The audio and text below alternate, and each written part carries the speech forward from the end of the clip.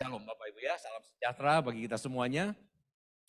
Hari ini mungkin Bapak Ibu di bulan yang September kemarin, kalau Bapak Ibu memperhatikan firman demi firman yang setiap minggu disampaikan dari tempat ini bicara soal tentang pemuridan Bapak Ibu ya. Itu memang yang Tuhan taruh di hati saya buat gereja di tempat ini, yaitu tentang bagaimana kita benar-benar bertumbuh menjadi seorang murid. Karena amanat agung pun berkata bahwa Tuhan tidak mengharapkan Bapak Ibu cuma sekedar jadi orang percaya. Karena dikatakan jadikanlah semua umat, jadikanlah semua bangsa itu muridku. Artinya Tuhan berharap Bapak Ibu dengan saya semuanya masuk ke dalam level murid Bapak Ibu. Yuk bilang sama-sama dengan saya murid Kristus Bapak Ibu. Ya, Bapak Ibu murid Kristus ya. Nah hari ini saya mau sampaikan kepada Bapak Ibu sebuah gaya hidup dari seorang murid Kristus. Jadi ada beberapa gaya hidup dan hari ini saya mau sampaikan yang pertama yaitu adalah tentang bertekun dalam pengajaran. Ini dilakukan oleh mereka murid-murid Kristus di gereja mula-mula Bapak Ibu. Di Kisah Para Rasul pasal 2 ayat 42 bagian A dikatakan di sana bahwa mereka yang telah diselamatkan, mereka yang telah dibaptis, mereka bertekun dalam pengajaran rasul-rasul. Pada masa itu para murid Kristus belum punya Alkitab seperti yang Bapak Ibu pegang seperti hari ini. Sehingga mereka kalau mereka mau mempelajari kebenaran firman Tuhan, mereka mempelajarinya dari apa yang diajarkan oleh para rasul.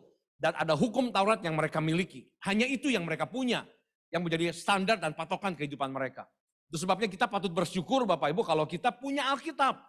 Sehingga Alkitab itulah yang harusnya menjadi tolok ukur bagi kehidupan kita.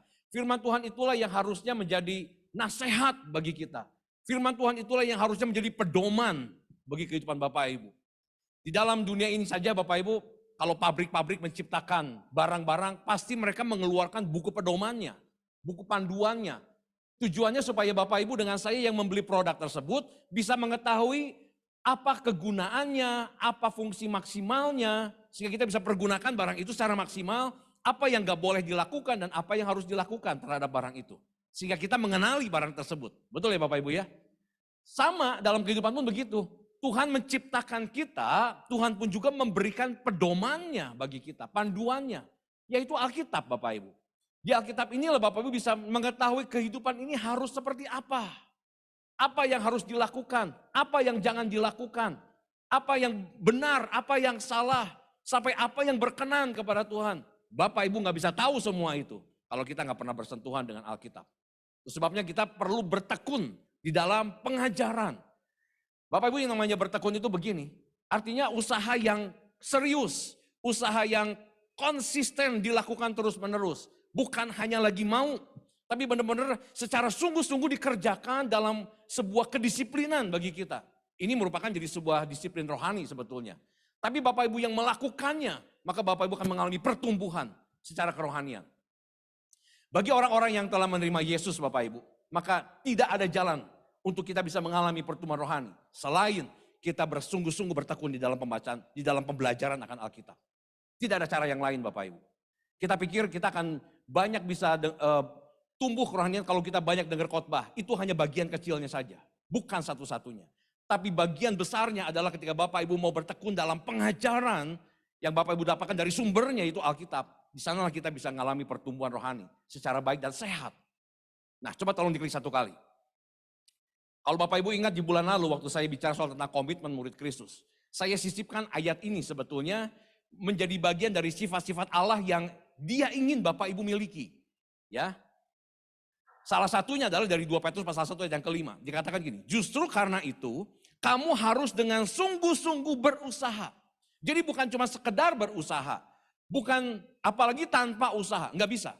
Karena sebuah ketekunan itu berarti sebuah perjuangan yang serius.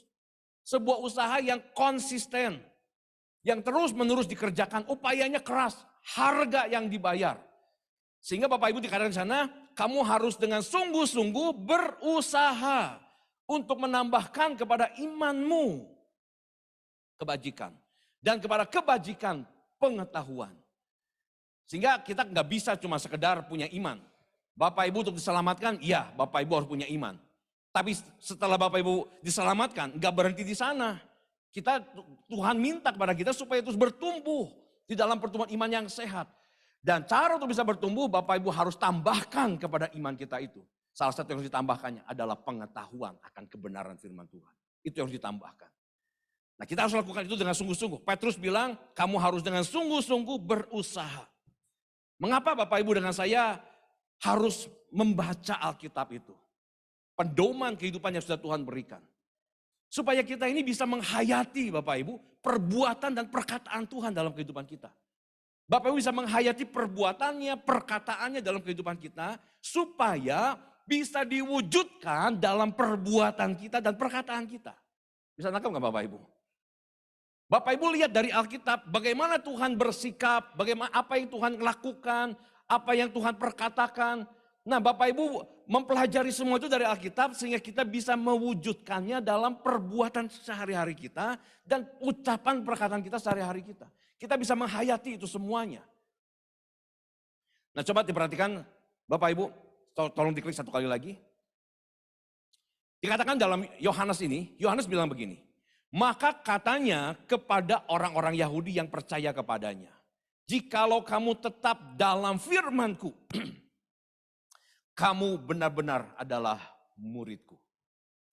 Jadi Yohanes bilang begini Bapak Ibu, syarat untuk kita benar-benar disebut jadi murid itu, status murid bukan cuma sekedar menjadi murid, tapi benar-benar kita adalah murid Kristus, jikalau kita tetap dalam firman-Nya. Nah tetap dalam firman-Nya itu seperti apa? Saya coba rangkaikan Bapak Ibu, ini menjadi 6M. 6M ini saya coba udah urutkan secara urutan, jadi ini jangan dibalik urutannya. 6M inilah yang membuat kita bisa betul disebut sebagai tinggal di dalam firman. M yang pertama itu adalah menerima firman Tuhan itu sendiri. Sebagai otoritas yang tertinggi. Menerimanya. M yang kedua itu adalah mendengar dan membaca. Karena ini adalah dua jendela bagi jiwa kita. Lewat mata dan lewat telinga. Lewat mata kita membaca, lewat telinga kita mendengar. Yang ketiga itu adalah bukan cuma sekedar Bapak Ibu setelah membaca, Bapak Ibu tahu, mendengar, Bapak Ibu tahu, tapi menelitinya, mendalaminya artinya. Enggak cukup stop sampai hanya mendengar, karena apa yang kita dengar bisa lupa. M yang keempat itu adalah menghafalnya. Powerful banget Bapak Ibu kalau bisa menghafalnya. Enggak seluruh ayat Bapak Ibu yang harus dihafal. Dari Kejadian sampai Wahyu, enggak sanggup. Tapi ayat-ayat firman Tuhan tertentu yang jadi rema dihafalkan. Itu powerful banget. M yang kelima itu direnungkan, merenungkannya. Dan M yang terkeenam yang terakhir itu adalah mempraktekkan, itu bagian terpenting. Karena tanpa yang keenam, 5 pertama itu hanya sia-sia belaka Bapak Ibu. Karena yang keenam ini yang bisa merubah hidup kita. Nah inilah Bapak Ibu 6M ini yang harus benar-benar ada dalam kehidupan kita. Sehingga kita disebut tinggal dalam firman-Nya. Jadi kalau Bapak Ibu mau betul-betul dinyatakan sebagai orang yang telah tinggal dalam firman-Ku, kata firman Tuhan, kamu adalah benar-benar murid-Ku, Bapak Ibu harus lakukan yang 6M ini. Nah saya mau bagikan sama Bapak Ibu supaya kita benar-benar bisa memahami. Jadi sebuah gaya hidup, namanya juga gaya hidup. Artinya sebuah kebiasaan yang Bapak Ibu lakukan dalam keseharian kita sebagai murid Kristus Bapak Ibu. Yaitu bertekun dalam pengajaran. Gimana caranya bertekun dalam pengajaran? Lakukan 6M ini. Mulai dari Bapak Ibu menerimanya, membaca atau mendengarnya, kemudian juga Bapak Ibu meneliti, menghafalkan, merenungkan, dan mempraktekkan. Yuk kita lihat satu persatu. Yang pertama Bapak Ibu, kita menerima otoritas firman Tuhan. Ini sebagai yang pertama dan yang paling dasarnya. Karena kalau ini nggak diterima, Bapak Ibu nggak bisa, pasti Bapak Ibu juga tidak akan mau mendengarnya, nggak akan mau membacanya, karena kita anggap itu bukanlah hal yang penting. Bapak Ibu harus menerimanya dulu bahwa ini sebagai otoritas tertinggi dalam kehidupan kita. Jadikan firman Tuhan sebagai sumber nasihat untuk setiap kita mengambil keputusan. Jadikan firman Tuhan ini sebagai kompas yang akan menunjukkan, mengarahkan kehidupan kita kepada arah yang benar. Jadikan firman Tuhan sebagai tolok ukur atau standar dalam kehidupan kita. Nah masalahnya Bapak Ibu, banyak orang menjadikan tolok ukur dalam kehidupannya belum tentu firman Tuhan. Sekalipun itu orang percaya, belum tentu. Nah saya coba cari Bapak Ibu dan saya menemukan ini. Biasanya orang menggunakan tolok ukurnya 4 ini. Ada yang namanya budaya, tradisi, nalar, dan emosi Bapak Ibu. Ini biasanya jadi standarnya kehidupan orang. Budaya itu artinya gini, karena semua orang melakukannya, saya juga melakukannya. Jadi keputusan dia melakukan bukan karena ini benar atau tidak benar. Tapi karena orang banyak melakukan, ya saya juga melakukan. Padahal apa yang jadi suara mayoritas belum tentu kebenaran. Setuju nggak Bapak Ibu? Kalau suara mayoritas itu adanya di pemilu Bapak Ibu. Ya. Kemudian tradisi. Tradisi itu adalah karena kita sendiri biasa melakukannya. Karena kita sendiri biasa melakukannya atau orang-orang di dekat kita, keluarga kita, teman-teman komunitas kita biasa melakukannya, maka kita pun melakukannya. Ini menjadi sebuah habit, sebuah kebiasaan. Padahal kebiasaan belum tentu juga benar. Karena ada yang namanya kebiasaan buruk. Kemudian nalar, sepertinya masuk akal. Karena sepertinya masuk akal, saya akan mengerjakan. Padahal firman Tuhan jauh melampaui dari akal manusia. Kemudian juga emosi atau rasanya pas. Ya rasanya pas lah untuk saya lakukan, ya saya akan lakukan. Perasaan kan juga berubah-ubah Bapak Ibu. Tidak stabil. Seringkali perasaan mengikuti keadaan berubah, perasaan bisa berubah. Nah, 4 hal ini seringkali yang menjadi standar seseorang dalam mengambil keputusan. Padahal 4 hal ini sudah menjadi rusak ketika manusia jatuh ke dalam dosa Bapak Ibu. Nah sekarang kita menggunakan standar yang telah rusak, tidak heranlah maka kehidupan moral dari banyak orang pun juga tidak baik keadaannya Bapak Ibu. Nah saya ambil contoh beginilah, misalkan tentang mengampuni saja. Karena banyak orang tidak mau melakukannya, maka saya juga tidak usah melakukannya. Kan begitu, kalau kita berdasarkan kebudayaan. Banyak orang tidak mau melakukannya juga kok mengampuni. Maka saya juga jadi gak mau melakukan. Saya juga sendiri mungkin tidak terbiasa melakukannya. Makanya saya tidak perlu melakukan. Nah itu, kalau ngomong tradisinya. Saya pikir saya tidak perlu melakukannya. Nah, nalar kita pun jalan. Saya rasa perasaan saya, emosi ini. Saya gak perlu mengampuninya. Jadi saya tidak perlu melakukannya. Nah lihat Bapak Ibu, kalau kita berdasarkan 4 ini, maka kita akan tidak melakukan firman Tuhan. Padahal firman Tuhan bilang, ampunilah supaya kamu juga diampuni oleh Bapamu yang di sorga. Kan begitu. Kita harus belajar mengampuninya. Contoh yang lain tentang mengalah misalkan Bapak Ibu. Orang banyak pun tidak biasa melakukannya. Karena orang biasanya pengen menang, bukan pengen mengalah. Karena orang banyak tidak melakukannya, saya juga tidak perlu melakukannya. Saya sendiri juga tidak terbiasa melakukannya. Tradisi.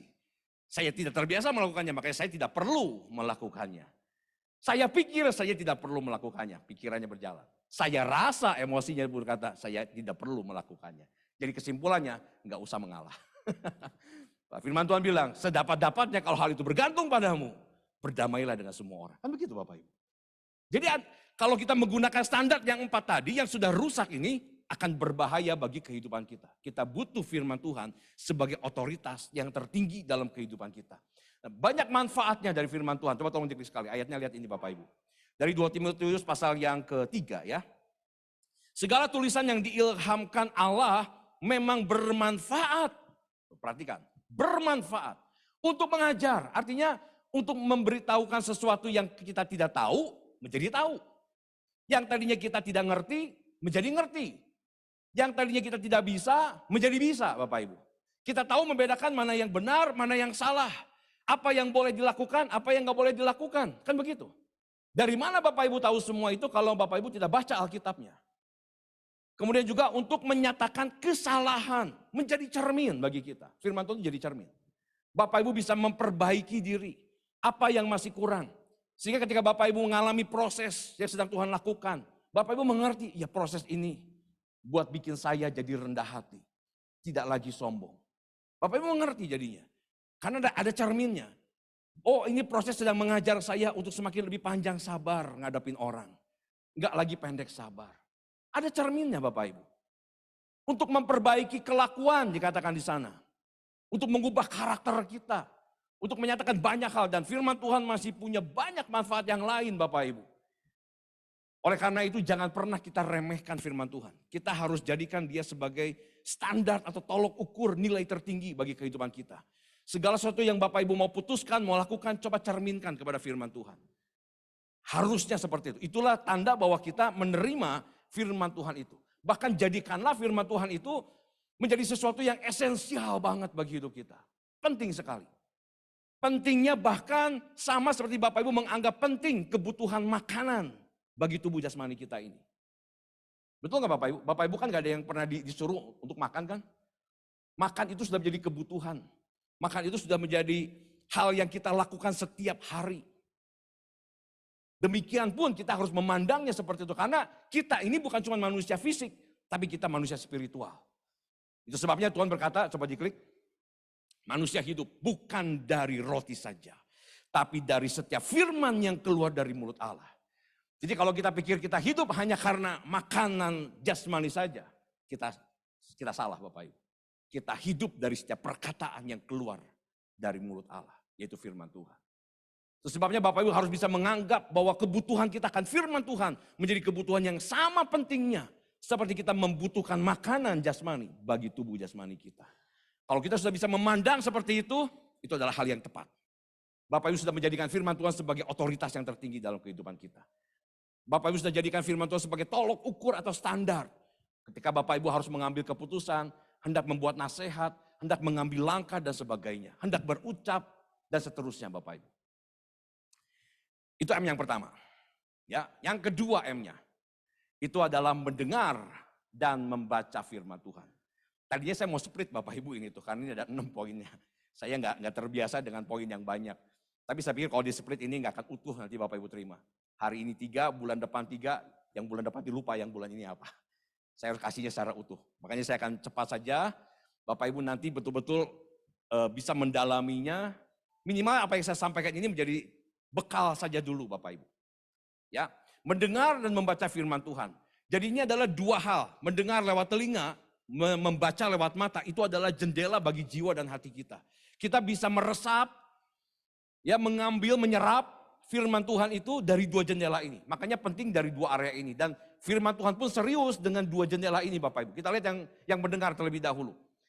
Di dalam perumpamaan tentang penabur benih Bapak Ibu, Tuhan Yesus menjelaskan di sana tentang bagaimana sikap orang sebetulnya terhadap waktu dia mendengar kepada firman Tuhan. Itu sikapnya di sana. Waktu Tuhan bilang gini, benih yang ditaburkan di pinggir jalan. Itu menyatakan bahwa orang yang telah mendengar firman Tuhan, lalu iblis datang dan mencurinya supaya orang itu tidak bertumbuh. Artinya begini Bapak Ibu, sesuatu yang kita taruh di pinggir jalan itu sesuatu yang kita anggap tidak penting. Yang mungkin kita remehkan. Barang penting Bapak Ibu tidak akan sembarangan taruh di pinggir jalan. Bapak Ibu taruh kendaraan saja di pinggir jalan, pasti Bapak Ibu akan kunci ganda atau Bapak Ibu akan pasang alarm supaya kendaraan Bapak Ibu itu aman. Tapi barang yang sembarang Bapak Ibu taruh di pinggir jalan itu tanda bagi kita bahwa barang itu sebetulnya tidak berarti. Hilang pun tidak masalah, kan begitu. Nah, yang pertama ini adalah kesannya adalah bahwa mereka yang telah mendengar firman, tapi firman itu dianggap itu bukanlah hal yang penting. Datang ke gereja cuma rutinitas saja. Dengar firman ya sudahlah, itu bagiannya saja. Tapi Bapak Ibu kalau kita anggap itu penting, maka firman Tuhan ini pasti akan dijaga dengan baik. Kesan yang kedua Bapak Ibu, ketika benih ini ditabur di atas tanah yang berbatu. Artinya orang yang setelah mendengar firman, tapi karena hatinya keras seperti batu Bapak Ibu, maka dia sadar firman Tuhan itu berotoritas, tapi diarahkannya kepada orang lain, bukan untuk dirinya. Oh firman Tuhan cocok nih, misalnya dia dengar tuh, buat dia nih firmannya, bukan buat dirinya. Makanya dia gak ada perubahan apa-apa. Yang ketiga Bapak Ibu, firman atau benih yang ditaburkan di semak duri. Artinya orang yang setelah mendengar firman Tuhan, tapi kekhawatiran dan kekayaan dunia ini menghimpitnya sehingga tidak bertumbuh. Artinya Bapak Ibu, orang yang mendengar firman ini, pikirannya sedang dipenuhi dengan banyak kekacauan. Kekacauan yang diakibatkan dari kekhawatiran dari dunia ini, akan masalah-masalah yang dihadapinya, dan akan ambisi-ambisi dunianya Bapak Ibu. Sehingga firman yang datang setelah dia dengar pun tidak bisa terhimpit oleh semua itu dan tidak bertumbuh. Oleh sebab itu Bapak Ibu, Tuhan bilang di dalam Lukas pasal yang ke-8 ayat 18 sebagai kesimpulan dari semua uraian yang telah Tuhan sebutkan tentang perumpamaan tadi, Tuhan bilang gini, karena itu perhatikanlah cara kamu mendengar. Perhatikan, yang Tuhan bilang yang harus jadi perhatian kita, itu adalah cara kita mendengar. Bukan cara siapa yang menyampaikannya, siapa yang khotbahinya, bukan Bapak Ibu. Gak ada urusan sama yang khotbahnya. Yang urusannya adalah sikap hati kita, waktu kita mendengar seperti apa. Jangan-jangan ada orang yang terlalu sombong untuk menerima kebenaran. Sehingga kebenaran bukan buat dirinya. Padahal Bapak Ibu harus sadar, setiap kebenaran firman Tuhan yang kita dengar, itu ditujukan buat kita, buat diri saya. Setuju gak Bapak Ibu? Maka dari itu saya mau menekankan gini, bukan soal siapa yang bicara. Yang bicara siapapun gak masalah. Bahkan gini, Tuhan bisa pakai Bapak Ibu, pengkhotbah yang paling membosankan. Ya, yang paling menjenuhkan, boring banget kalau dengar dia khotbah misalkan gitu. Tuhan bisa pakai pengkhotbah yang paling membosankan pun juga untuk menyampaikan pesan pentingnya buat kita. Setuju gak Bapak Ibu? Jadi yang penting bukan siapa yang berkhotbah, tapi cara kita mendengar. Maka dari itu saya mau ajak Bapak Ibu, yuk. Udah jangan lagi lihat siapa yang khotbah baru saya dengar datang. Jangan Bapak Ibu. Nanti saya akan jelaskan sampai terakhir ya tentang poin ini. Kalau kita hanya terus mengejar sampai di sana, resikonya terlalu besar buat kita. Nanti saya akan jelaskan di bagian terakhir. Kita harus jadi pribadi yang justru harus siap mendengar. Seperti yang pribadi yang keempat yang di penabur itu. Jadi seperti tanah yang subur. Sehingga hasilnya akan berbuah-buah lebat. Ya. Kemudian yang membaca berikutnya. Nah, Bapak Ibu, kenapa kita harus membaca Alkitab? Intinya begini. Supaya Bapak Ibu dengan saya tetap ada di dalam jangkauannya suara Tuhan. Siapa yang pengen dapat suaranya Tuhan? Boleh angkat tangannya. Puji Tuhan, belum semuanya, gak apa-apa. Semoga yang tidak angkat tangan juga memang hatinya pengen dapat suara Tuhan. Bapak Ibu begini, suara Tuhan sudah jarang terdengar audible, jarang sekali. Tapi suara Tuhan itu masih bisa kita tangkap ketika kita bersentuhan terus dengan Alkitab. Selama Bapak Ibu bersentuhan dengan Alkitab, membacanya setiap hari, maka Bapak Ibu tetap ada di dalam jangkauan suaranya Tuhan. Jangkauan suara Tuhan. Bapak Ibu tetap terjangkau artinya oleh suaranya Tuhan. Kalau kita tidak membaca Alkitabnya secara rutin, kita akan terlepas dari jangkauan suara Tuhan. Jadi Bapak Ibu jangan berharap dengar suara Tuhan itu ada suara audible yang kita dengar. Itu sudah sangat jarang terjadi. Tapi Bapak Ibu akan tetap mendapatkan suara-suaranya, tuntunannya, kehendaknya. Apa yang dia harapkan, apa yang dia inginkan untuk Bapak Ibu kerjakan. Apa yang Bapak Ibu harus dapatkan untuk menguatkan iman kita lewat firman-Nya. Oleh karena itu bagi orang-orang yang tetap membaca firman, maka dia akan tetap ada di dalam area jangkauan suaranya Tuhan. Itu sebabnya Tuhan berpesan kepada raja yang akan diangkat di zamannya orang Israel Bapak Ibu ya. Waktu zaman belum ada raja pada saat itu. Nah Tuhan tahu satu hari mereka pasti akan minta raja. Nah Tuhan berpesan sama Musa, kalau kamu nanti mau angkat seorang raja, selain dia gak boleh beristri banyak, inilah pesannya. Ulangan 17 ayat 18 sampai 20. Apabila ia duduk di atas tahta kerajaan, maka haruslah ia menulis baginya salinan hukum ini menurut kitab yang ada pada imam-imam orang Lewi. Itulah, perhatikan, yang harus ada di sampingnya dan haruslah ia membacanya seumur hidupnya, bukan cuma sesekali, untuk belajar takut akan Tuhan Allahnya. Dengan berpegang pada segala isi hukum dan ketetapan ini untuk dilakukannya. Ini pesannya kuat sekali Bapak Ibu. Seorang raja saja dipesankan bahwa di sampingnya harus selalu ada salinan kitab. Pada masa itu belum ada Alkitab seperti Bapak Ibu pegang hari ini.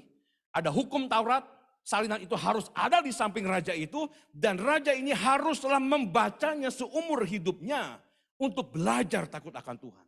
Artinya selama dia terus dekat dengan firman, membaca, bersentuhan dengan firman Tuhan ini, maka hatinya akan jadi hati yang hormat kepada Tuhan Bapak Ibu. Demikian dengan kita. Tuhan pun minta supaya kita ini membacanya setiap hari. Nah Bapak Ibu di gereja ini sudah terus, apa istilahnya, saya sih menggunakan istilah bersatu teduh. Mungkin itu sama dengan gemar membaca Alkitab.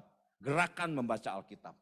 Jadi kalau Bapak Ibu yang terhisap di dalam komunitas, karena di gereja ini Bapak Ibu ada komunitas kaum ibu namanya LCR, Ladies Community Regency.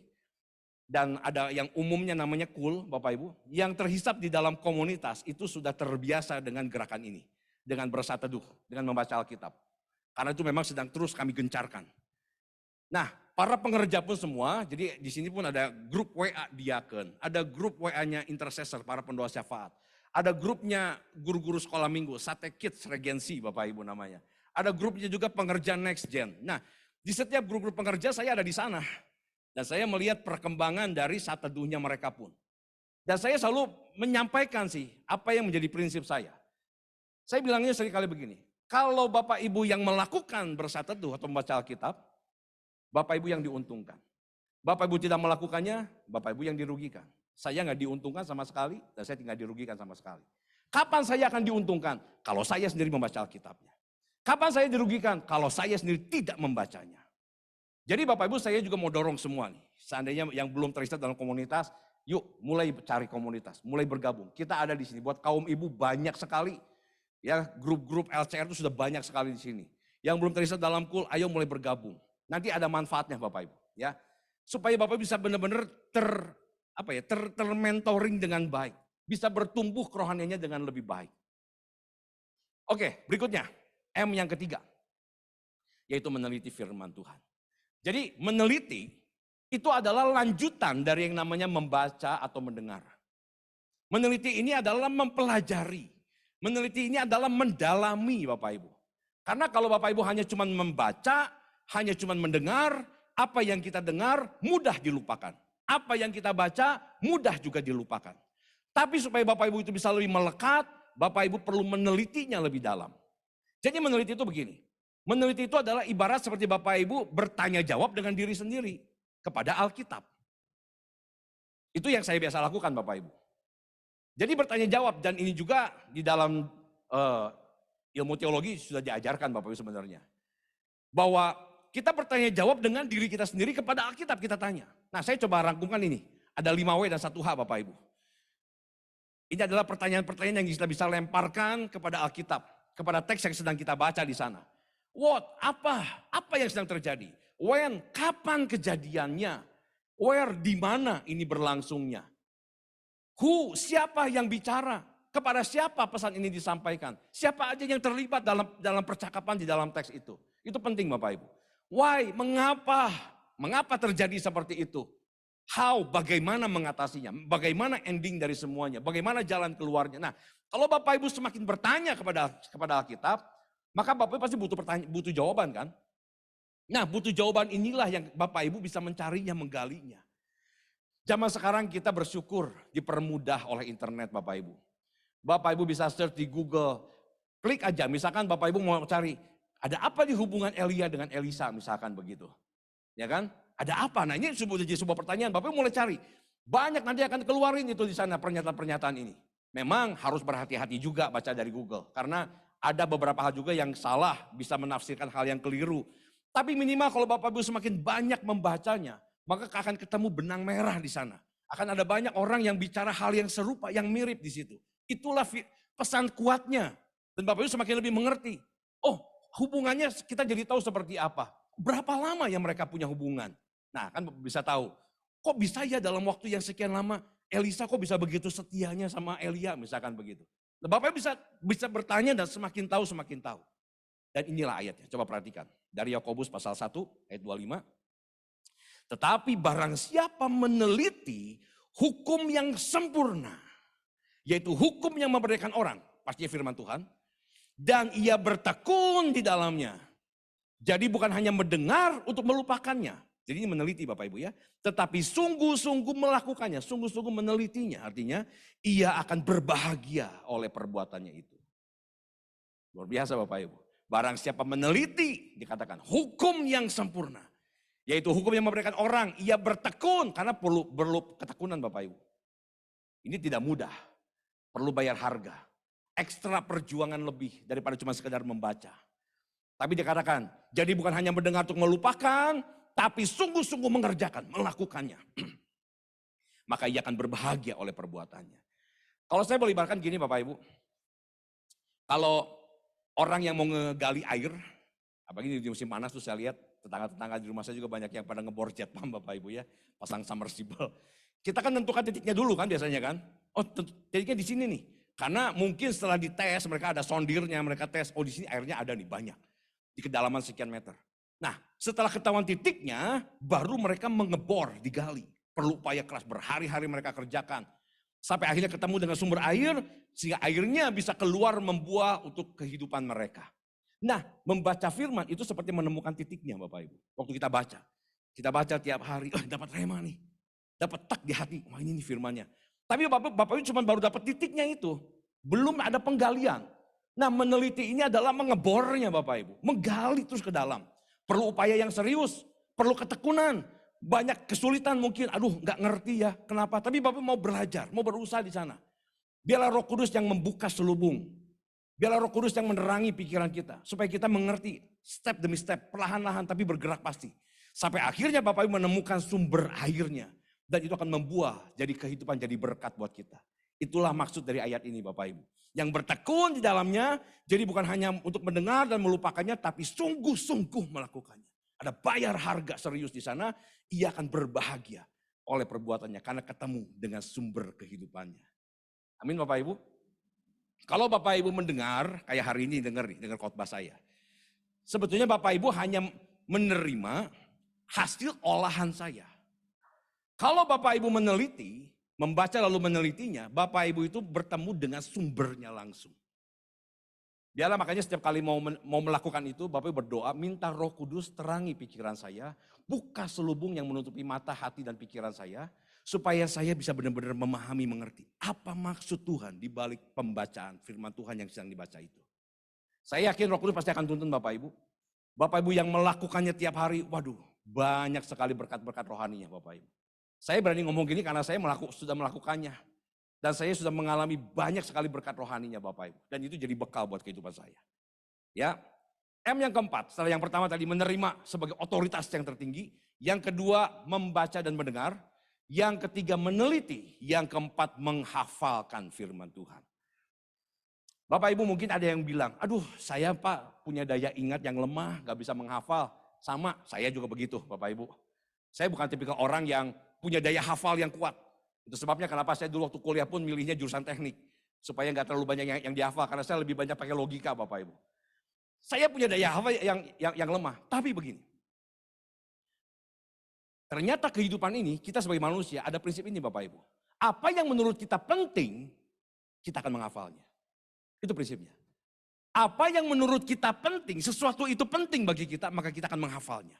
Karena Bapak Ibu gini, kita itu tanpa kita sadari, Tuhan sudah memberikan daya hafal atau daya ingat kepada setiap manusia yang baik. Bahkan kepada orang yang menganggap dirinya lemah dalam daya hafalnya. Tuhan sudah memberikan sebuah kapasitas yang cukup untuk bisa mengingat banyak hal. Bapak Ibu bisa mengingat banyak data, Bapak Ibu bisa mengingat hal-hal kejadian-kejadian tertentu yang kita anggap penting, kita akan ingat Bapak Ibu. Bapak Ibu akan mengingat banyak angka-angka tertentu mungkin yang berkenaan dengan penting. Minimal PIN ATM Bapak Ibu ingat kan? Kan gitu. Kenapa ingat? Itu kan penting bagi saya. Saya lupa ke ATM bingung ini mau mencet apa kan. Jadi prinsipnya apa yang menurut Bapak Ibu penting pasti akan diingat. Setuju nggak Bapak Ibu? Itu sebabnya saya mau tanya, pentingkah firman Tuhan bagi kita? Kalau penting kita pasti akan belajar mengingatnya. Gak usah semuanya dari Kejadian sampai Wahyu Bapak Ibu, gak sanggup saya juga. Contoh aja gini, waktu zaman di tahun kapan saya lupa, tapi Paniko itu sedang gencar mengingatkan atau mendeklarasikan Mazmur 91. Dan saya bertekad sebetulnya ingin menghafalnya. Tapi karena saya menyadari saya punya daya hafal yang lemah, sempat membuat saya pun jadi kecil hati. Tapi saya belajar dari istri saya tuh yang duluan menghafal Bapak Ibu. Dia bilang, saya ngafalnya 2 ayat aja dulu, 1 sama 2. Udah 1, 2 hafal, loncat 3 sama 4. Udah 3, 4, diulang 1, 2, 3, 4. Kan itu 16 ayat loh Bapak Ibu, Mazmur 91 itu. Jadi kita lakukan pola itu. Saya ngikutin dia caranya, 2 ayat dihafalin. Dan benar ternyata 16 ayat saya hafal semua loh Bapak Ibu. Jadi bisa sebetulnya gitu loh. Kalau itu penting bisa. Nah kalau bagi saya kenapa waktu itu hafalin Mazmur 91. Saya kalau lagi mau naik pesawat Bapak Ibu kadang suka ada rasa takut. Waduh mau naik ketinggian begini gitu kan. Bukan jadi mantra, bukan Bapak Ibu ya. Tapi saya perkatakan Mazmur 91. Sebagai tempat perlindunganku, kubu pertahananku. Saya jadikan Tuhan sebagai benteng dalam hidup saya Bapak Ibu. Sehingga saya aman dalam perlindungan Tuhan. Jadi waktu saya mengatakan dengan apa yang saya telah hafalkan ini. Supaya membagikan iman saya. Bukan jadi mantra, bukan Bapak Ibu. Untuk membagikan iman, menguatkan hati saya. Membuat saya lebih percaya sama Tuhan. Nah itu. Jadi banyak sekali manfaatnya kalau Bapak Ibu mau menghafalkan firman Tuhan itu. Bisa nangkap saya Bapak Ibu ya. Terlebih waktu Bapak Ibu menghadapi tantangan, waktu menghadapi ini masalah. Ada ayat-ayat yang Bapak Ibu pernah jadi rema dan itu ingat itu akan powerful keluar. Menguatkan iman, mengokohkan hati, menetapkan langkah untuk terus maju ke depan. Menatap hari depan tidak lagi takut. Karena kita ada firman yang kita pegang, yang kita ingat. Amin ya Bapak Ibu ya. Jadi dampaknya luar biasa sekali kalau kita menghafalnya. Nah ayatnya coba tolong diklik. Dari Kolose, dikatakan gini, hendaklah perkataan Kristus diam dengan segala kekayaan di antara kamu. Diam itu artinya tetap tinggal di kita. Gimana caranya supaya tetap tinggal sama kita? Ya diingat Bapak Ibu, dihafalkan. Hendaklah perkataan Kristus itu diam, dihafalkan, ingat, tinggal di dalam kita. Udah cukup, gak usah dibaca sampai ke belakangnya. Saya mau tunjukkan itu, supaya perkataan Kristus, firman itu benar-benar ada pada kita. M yang kelima, sekarang, merenungkan firman Tuhan. Jadi merenungkan itu adalah gini, adalah sebuah cara pikir yang difokuskan kepada sesuatu. Cara gampangnya ngejelasinnya gini aja sih Bapak Ibu. Siapa yang pernah khawatir di sini? Ada nggak yang pernah khawatir? Wah jarang kayaknya cuma saya aja nih yang pernah khawatir. Saya pengen belajar dong Bapak Ibu gimana caranya supaya jangan khawatir. Pasti semua pernah kan ngalamin khawatir kan? Pernah ya? Khawatir tuh gini loh Bapak Ibu. Bapak Ibu memfokuskan pikiran kita terhadap sebuah masalah yang sedang Bapak Ibu hadapi. Ini Bapak Ibu fokuskan, sering diputar di pikiran kita, sering diimajinasikan, sering dibayangkan. Aduh nanti kalau terjadi begini gimana, kalau hal ini nanti terjadi, aduh berbahaya buat saya dan seterusnya. Apa yang Bapak Ibu takutkan itu terus yang Bapak Ibu bayangkan. Nah itu adalah khawatir.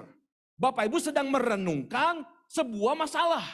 Makanya gak heran karena yang direnungkannya sebuah masalah, hal-hal yang menegangkan, hal-hal yang menakutkan, emosi kita jadi takut. Jadi cemas, panik, gelisah, takut, dan seterusnya Bapak Ibu. Ibarat seperti Bapak Ibu sedang menonton film horor Bapak Ibu. Bapak Ibu tonton, muncullah rasa takut, rasa ngeri dan sebagainya. Betul nggak? Nah seperti itu yang namanya merenungkan firman Tuhan. Tapi sekarang fokusnya bukan ke masalah, fokusnya kepada janji-janji Tuhan, kepada firman Tuhan. Bapak Ibu bisa putar, imajinasikan, perkatakan di dalam pikirannya kita. Firman Tuhan ini sedang jalan tergenapi dalam kehidupan saya. Firman Tuhan ini sedang direalisasikan dalam kehidupan saya. Firman Tuhan ini pasti akan terjadi dalam kehidupan saya. Sehingga waktu Bapak fokuskan pikiran kita ke sana, memutar film itu, kalau boleh saya bilang, film itu kayak diputar dalam pikiran Bapak Ibu. Saya akan menerima janji firman Tuhan ini. Firman Tuhan ini pasti akan tergenapi dalam kehidupan saya. Firman Tuhan ini pasti terjadi buat saya. Kapan waktunya? Di waktunya Tuhan. Maka Bapak Ibu akan tenang. Bapak Ibu akan kuat. Iman Bapak Ibu akan bangkit. Harapan Bapak Ibu akan bangkit. Dan Bapak Ibu bisa menatap ke hari depan. Tidak lagi takut menghadapinya. Itu namanya merenungkan. Kalau kita pernah khawatir, pasti Bapak Ibu bisa merenungkan firman Tuhan. Pasti kok. Karena prinsipnya sama. Cuma di switch aja. Tadinya ke masalah, sekarang ke firman Tuhan. Prinsipnya sama dengan khawatir. Nah coba perhatikan Bapak Ibu. Mengapa Daud menjadi orang yang berkenan kepada Tuhan. Coba kalau diklik ayatnya. Daud ini bukan berarti orang yang gak pernah ngadepin masalah. Daud ini bukan berarti orang yang gak pernah punya tantangan. Banyak tantangannya. Segudang tantangannya Daud. Banyak sekali masalah yang Daud hadapi. Tapi rupanya kenapa Daud bisa menjadi orang yang berkenan sama Tuhan. Di tengah-tengah keadaan yang seperti itu. Karena ini yang Daud bilang. Betapa ku cintai Tauratmu. Aku merenungkannya sepanjang hari. Itu jadi gaya hidupnya Daud Bapak Ibu. Merenungkan firman Tuhan setiap hari. Bukan merenungkan masalahnya, tapi firmannya. Masalah boleh banyak, masalah boleh besar. Tapi Tuhan saya jauh lebih besar dari masalah kita. Amin Bapak Ibu. M yang terakhir, yaitu adalah menerapkan atau mempraktekkan firman Tuhan. 5 yang di awal tadi tidak akan ada dampak manfaat apa-apa kalau yang terakhir ini gak dikerjakan. Ini center poinnya ada di sini Bapak Ibu. Justru kalau Bapak Ibu sudah tahu dengan yang 5 tadi, Bapak Ibu sudah dibekali dengan pengetahuannya, tahu tentang makna dalamnya bahkan seperti apa, justru sekarang tugasnya mempraktekkan. Tapi jangan salah, untuk mempraktekkan kita pasti akan dihambat dengan begitu hebat. Dihambat begitu hebat Bapak Ibu. Akan ada 2 kubu yang menghambat, dari luar dan dari dalam. Supaya kita tidak usah melakukannya. Dari luar, iblis akan terus mencoba menggagalkan kita, supaya kita nggak usah mengerjakan itu. Karena dia tahu kalau kita melakukan, hidup kita pasti akan berubah jadi baik. Dia gak mau kita berubah jadi baik. Dan dari dalam, diri kita sendiri pun juga adalah banyak dari antara kita orang-orang yang gak suka dengan perubahan. Takut dengan perubahan. Akibatnya kita memilih itu gak mau melakukan.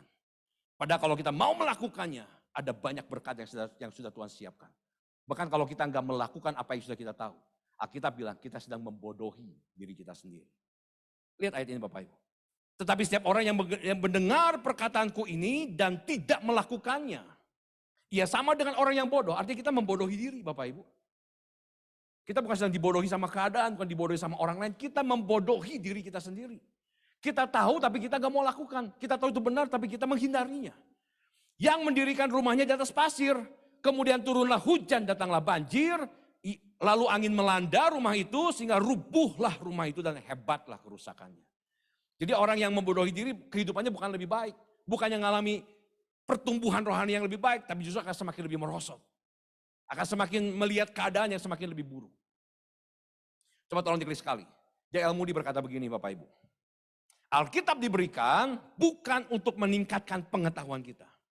Bukan supaya Bapak Ibu jadi pinter dalam pengetahuan Alkitab. Bukan kita bisa jadi semakin berdebat dengan orang karena kita tahu banyak tentang firman Tuhan. Itu namanya ahli Taurat Bapak Ibu. Tapi yang Tuhan mau adalah supaya kita mengubah kehidupan kita. Lewat apa yang telah Bapak Ibu dapatkan dari kebenaran firman Tuhan. Jadi firman Tuhan itu ada untuk merubah kehidupan kita. Baik karakter kita, juga berangsur nanti keadaan di sekitar kita. Nah, tolong jangan sekali ini adalah kesimpulannya. Ini kesimpulan dari apa yang Bapak Ibu tadi telah dapatkan. Bisa mau dicatat boleh, mau difoto boleh. Nanti biar Bapak Ibu bisa lakukan. Sehabis ini ada satu slide terakhir saya akan tekankan di bagian itu. Boleh difoto dulu atau mau dicatat, silakan Bapak Ibu. Beberapa detik saja.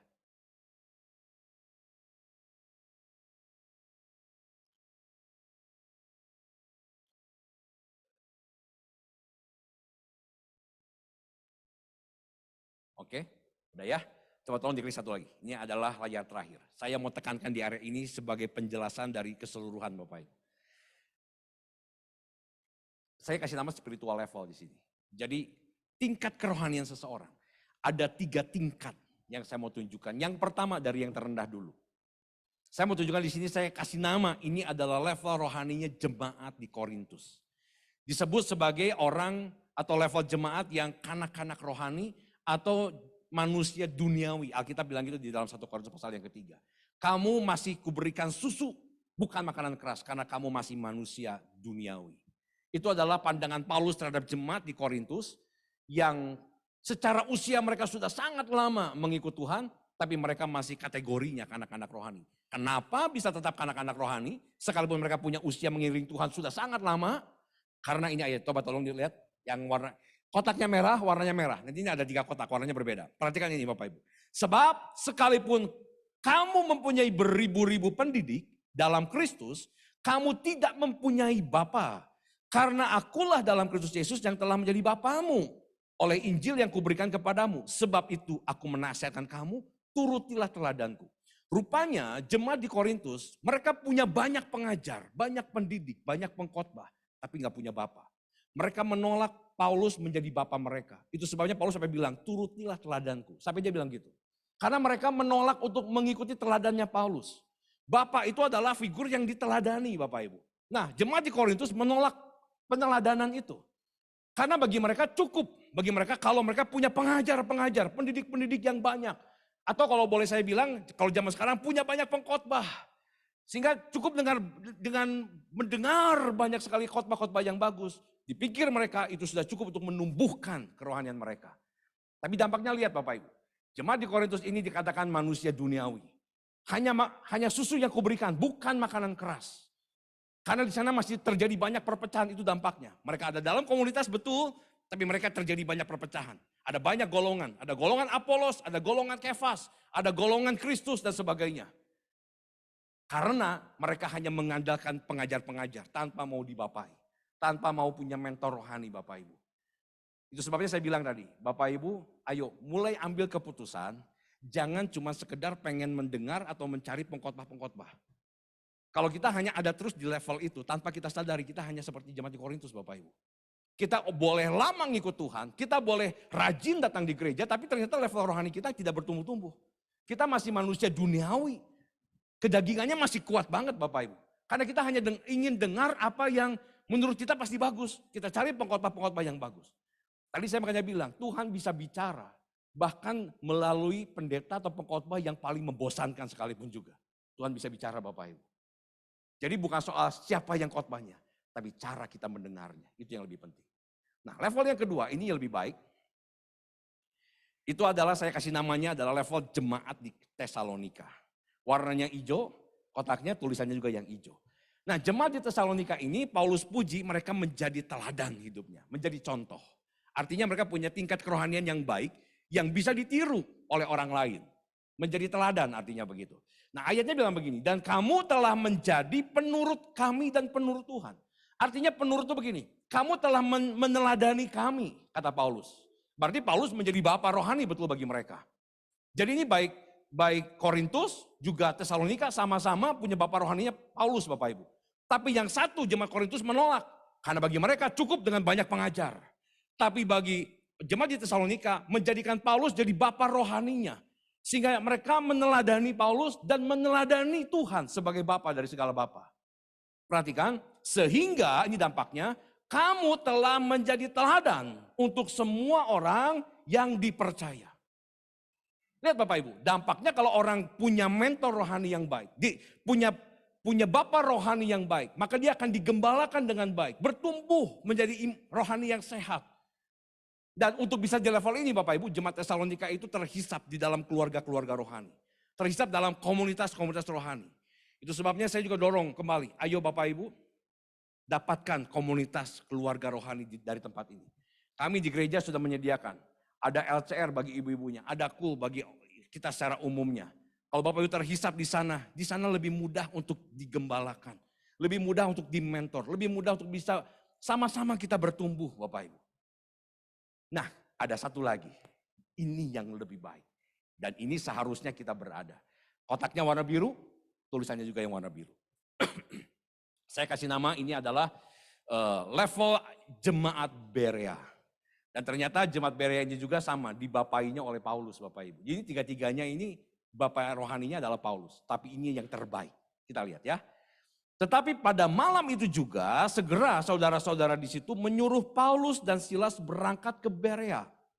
Orang-orang Yahudi di kota itu, di Berea maksudnya, lebih baik hatinya daripada orang-orang Yahudi di Tesalonika. Tesalonika aja udah baik loh Bapak Ibu. Ya kan, yang nomor 2 kan. Tapi Paulus bilang bahwa orang yang ada di Berea itu lebih baik hatinya, lebih punya kualitas. Nah mengapa bisa demikian? Perhatikan ini.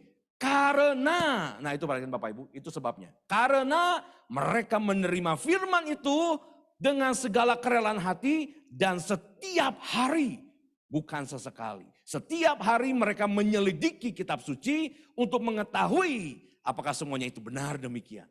Jadi mereka bukan cuma sekedar dibapai oleh Paulus, tapi mereka punya gaya hidup orang-orang di Berea ini, cuma di Berea, yaitu mereka menerima dulu firman itu dengan kerelaan hatinya dan setiap hari dikatakan mereka menyelidiki.